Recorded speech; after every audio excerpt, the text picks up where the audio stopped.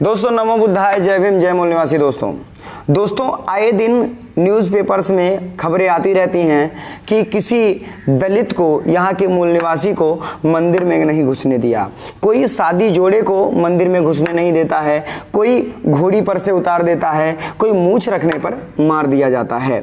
यहाँ पर इतना घोर जातिवाद चल रहा है, लेकिन लोग इसके खिलाफ कुछ भी आवाज़ उठाने के लिए राजी नहीं होते हैं। यहाँ तक कि पुलिस जाती है, पुलिस के सामने जातिवादी लोग अपनी अकड़न दिखाते हैं और पुलिस वाले भी मंदिर के अंदर दर्शन नहीं करवा पाते हैं। तो आप सोचिए ये किसकी गलती है, इसमें कौन क्या जिम्मेदार है, जिसमें पुलिस भी काम नहीं आती है, ये सोचना है।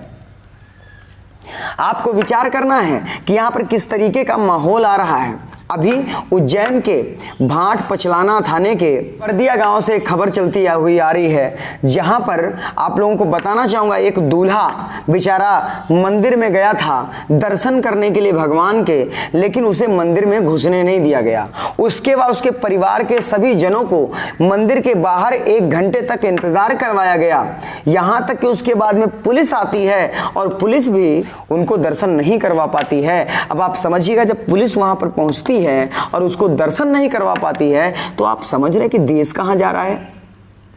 पुलिस उन पाखंडियों को ऊपर से प्रताड़ना नहीं दे सकती है तो कोई बात नहीं है, कम से कम उसको समझा तो सकती है। इतना घोर जातिवाद पुलिस के सामने हो जाता है और पुलिस कुछ नहीं कर पाती, देखती रहती है। खैर कोई बात नहीं, ये तो गलती प्रशासन की है और प्रशासन यहाँ पर जातिवाद मुक्त भारत बनाने की बात करता है।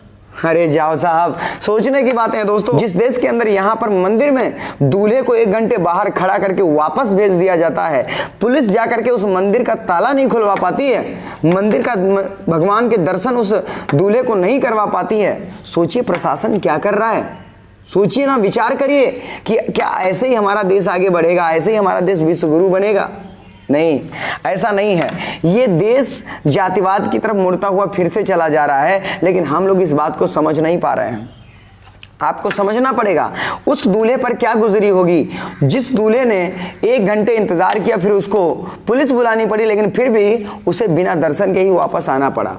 तो इस पर हमारे महापुरुषों ने भी कहा है और यहाँ तक एक गीत भी बना दिया गया कि जिस जगह पे अपना मान न हो उस जगह पे जाना ना चाहिए। लेकिन फिर भी यहाँ के अनुसूचित जाति, अनुसूचित जनजाति तथा पिछड़े वर्ग के लोग ऐसे गिरे हुए लोग हैं कि वापस घूम के मंदिर तो वो जाएंगे ही जाएंगे, चाहे कुछ भी हो जाए। अरे क्यों जाते हो मंदिर जहाँ पर तुम्हारी इज्जत नहीं है? बार बार वहाँ पर लात घुसे खाने जाते हो, बार बार वहाँ बेइज्जत होने जाते हो।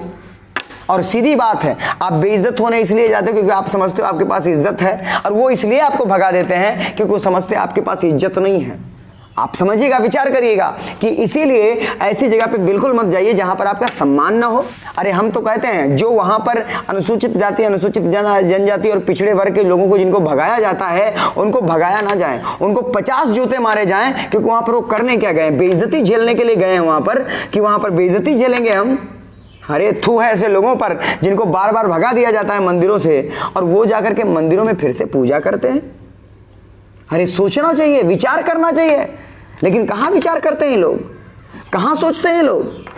जब तक शिक्षित नहीं होंगे तब तक कैसे काम चलेगा? एकजुट नहीं होंगे तब तक कैसे काम चलेगा? एक भाई पिटता रहता है, दूसरा भाई देखता रहता है, यही एकता है और यही समाज को उन्नति की ओर लेके जाएगा? नहीं, आप एकजुट होइए, अपने बच्चों को शिक्षा की ओर लेके जाइए। आपके बच्चे पढ़े लिखे होंगे ना तो हमारा नाम रोशन नहीं करेंगे, आपका नाम रोशन करेंगे। आपके बच्चे डीएम कमिश्नर बन जाएंगे तो आपका नाम रोशन होगा, हमारा नाम रोशन नहीं होगा। जिस इंसान के अंदर शिक्षा होती है वो जातिवाद को पीछे छोड़ देता है, पाखंडवाद को पीछे छोड़ देता है। लेकिन अच्छी शिक्षा दिलानी भी जरूरी है, क्योंकि हमने देखा यहाँ पर ग्रेजुएशन करते हैं लोग, पीएचडी कर लेते हैं, यहाँ पर आईएएस पास कर लेते हैं, लेकिन फिर भी 5वीं फेल से मुहूर्त निकलवाते हैं। तो क्या फायदा है ऐसी डिग्रियों का? शिक्षा अच्छी दिलाइए और अच्छे से शिक्षित कराइए, संगठित होना सिखाइए और अपने अधिकारों के लिए लड़ना सीखिए। आपस में मत लड़िए, आपस में लड़ने से फूट मचती है, आपस में लड़ने से सम्मान घटता है लोगों की नज़र में भी। तो इसीलिए आपस में मत लड़िए। लड़िए किस लिए?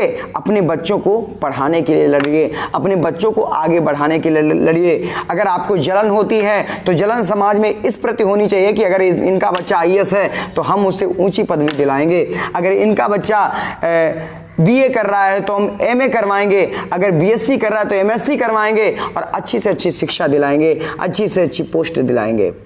दोस्तों, अगर दी हुई जानकारी अच्छी लगी हो तो वीडियो को लाइक कर दीजिएगा, ऐसे तो नहीं जाने दूंगा। कमेंट करके ज़रूर बताइएगा वीडियो कैसा लगा। मिलते हैं अगले वीडियो में, तब तक के लिए नमस्कार।